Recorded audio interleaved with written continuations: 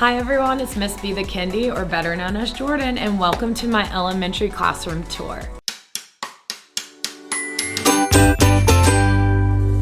So it's that time of the year again, my favorite time of the year. I've set up my classroom now. Not everything is 100% done. As teachers, that's something that we always deal with on a daily basis. But what I'm going to do is walk you through my classroom tour. I'll show you what I've done this year that's different from last year, and also what I keep year to year and what works inside my kindergarten classroom. So up front, I have my document camera station. This is where I put papers underneath and they project on my smart board. So I'll sit on this stool and I'll teach children while I'm projecting all their work on the smart board. They will sit in this area for the whole group lesson. I have these Velcro spots that I've used in all my years since my floor is carpet. So they will sit on a paw spot, which I will lay here on the floor. I also use the Velcro spots from Amazon as their lineup spots. So when they're lining up at the door, I'll make a number line here, and these numbers go up to 48. I don't have 48 students, but you get the point. I also use this area to call on my students. So I use Lucky Ducks. That's something that some teachers use. So on the bottom of each duck is their number, and when I pull a duck out, that lets them know that I'm calling on them. So, oh, number 12, you get to share. And the kids really like the ducks. They look forward to it when I'm calling on them inside the classroom. And over here, I have my colors so the kids know how to read and write them down. I also store some books back here. My Haggerty lesson is here for phonics. I also put books here that go with each mini lesson that I'm doing. And then these are my, oops, that's a little crooked. These are my reading groups. I use NFL teams. And then these are my math groups. I use MLB teams. So I love sports, as you can tell. I put my kid pictures here. I have them send in a picture of their family. It's great for them to see their family, especially in kindergarten when they're first starting. It's a reminder of why you're here at school and something that they can come over and look at if they're ever feeling sad or they just want to see their family picture. I also made these, I put them back up on my wall, my book characters. I have my daily schedule. I have the date. And then during math, we do days at school, so I'll put the numeral, but then we'll also draw with an expo marker. We'll draw how many days and practice counting by tens. I also have my tidy tasks, which are my class jobs. I use magnets with their pictures on it, and they rotate on a bi-weekly basis of what they want to do. I also do lunch sign up. It's a little old school, but what I do is I look at the school lunch calendar and I create lunch cards. So every day one of the jobs is lunch count. So my students will come over, they'll put their lunch card here, and then they'll have little magnets with their pictures on it, and they'll sign up underneath. If they pack their lunch, I have a little lunchbox card that they'll sign up. It's a good independent skill for them to learn in kindergarten. This big old thing is my iPad cart. We have iPads, our globe. And then walking back here, the system has not changed since last year or the years prior to. This is my class library system. What I do is I use a sticker system. So I do books by genre. So I sorted them years ago. I use different sticker colors. So all like the math and sports books, they will all have a green sticker on them. Animals and science and plants, they all have an orange sticker. And when I get new books, my kids help me sort them. Great system, easy to teach your kids, and it allows for them to explore throughout the day. I did invest in new secret stories. I got the pastel colors now. She has different color sorts, so I was able to group my secret stories. My alphabet wall I kept up all summer. I love how I have the mouth formation along with the mnemonics. That's like where the picture is shaped like the letter. Very good for students to learn, and it makes it fun. This whole whiteboard is where my student work and anchor charts will be hung. I haven't created the labels yet, but this will be reading, phonics, and writing on that side. This will be math where I hang things, and this will be science and social studies. So it's a great way to display all the kids' work, but also the anchor charts we create together. Again, I invested in some new drawers. Love these. So They are big. I can keep everything in them. So these will be my reading groups and math groups. And then over here, I haven't put the labels on them, but I'll label it Monday through Friday so I can put any papers, copies, what needs to be laminated inside of those. This area is a little bit of a mess right now. I'm still sorting through some things.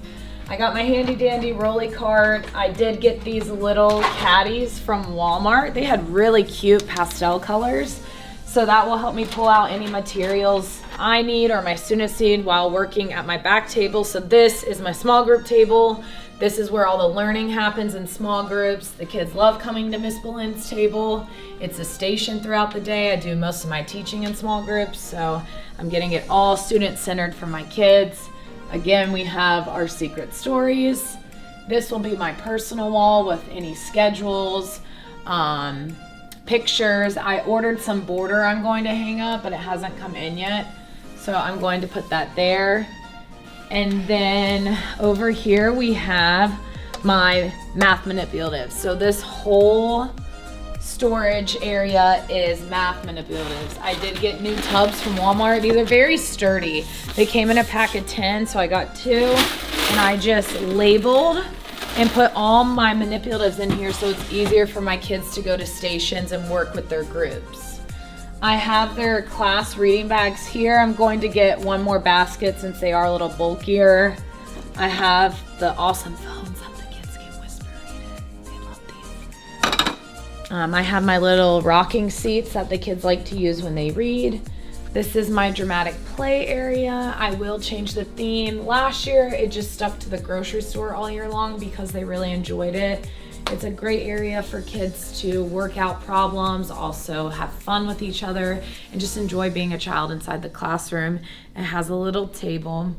I don't know where I'm going to put my marble jar yet. It needs to be in a central location, but this is one of my classroom management systems, so this is always open and we use it for whole group or an independent choice. So if a child makes a great choice or the class does, they will come and place a marble in the jar. When all the marbles have left the jar and go in here, we vote on a class prize or activity we want to do. And then my countertop back here, I've switched it around this year. So I have their handwriting books over here. Now I do divide the children up with table groups. So again, back to my sports theme, I use NBA teams as their table groups. So their whiteboards are in here for the table captain to just come pull the box and take it to their table.